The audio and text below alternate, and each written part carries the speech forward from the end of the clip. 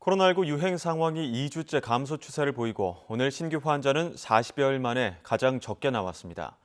확산세가 더 이상 커지지 않고 있는 것은 다행이지만 서울 강남의 초등학교에서 집단 감염이 발생하는 등 불안은 여전합니다. 보도에 박홍구 기자입니다.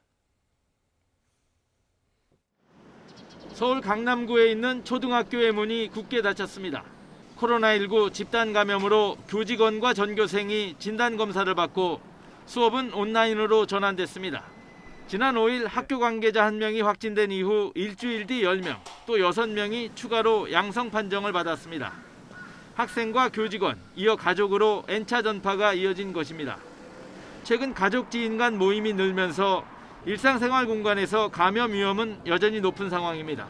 특히 인도와 남아프리카 공화국발 변이 바이러스 유입 차단이 핵심 과제로 떠올랐습니다. 변이 바이러스 집단 사례의 경우는 접촉자의 범위를 확대해서 관리하고 일상 접촉자까지도 감시 해제 전 검사를 실시하고 코로나19 신규 환자는 463명 발생해 지난 3월 30일 447명 이후 41일 만에 최저치를 기록했습니다.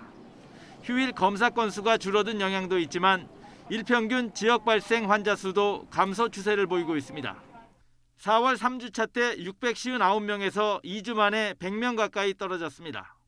하지만 아직 추세가 반전됐다고 단정하기엔 이르다는 평가입니다. 확산 추세라고 하는 것은 하루나 일주일 이 정도로 살펴본다고 해서 그 경향을 볼 수 있는 것은 아니라서 조금 더 관찰할 필요가 있고요. 그리고 시간이 어느 정도 지나간다는 것 자체는 굉장히 좋은 거죠. 방역당국은 확산세가 주춤한 기간 동안 고위험군에 대한 백신 접종에 힘을 모으고 있습니다. 특히 60세 이상은 예방접종을 한 번만 하더라도 86% 이상 예방 효과가 있다는 점을 재차 강조하며 반드시 백신을 접종받을 것을 당부했습니다. YTN 박홍구입니다.